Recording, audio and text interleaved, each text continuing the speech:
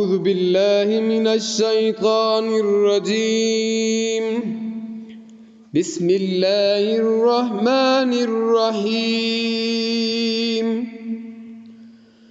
قل للمخلفين من الأعراب ستدعون إلى قوم أولي بأس شديد تقاتلونهم أو يسلمون، فإن تطيعوا يؤتكم الله أجرا حسنا،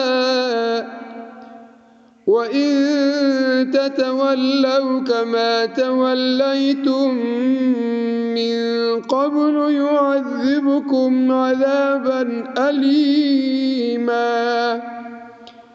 उन पीछे छोड़े जाने वाले बदवी अरबों से कहना कि अन करीब तुम्हें ऐसे लोगों से लड़ने के लिए बुलाया जाएगा जो बड़े जोर आवर हैं। तुमको उनसे जंग करनी होगी या वो मुती हो जाएंगे।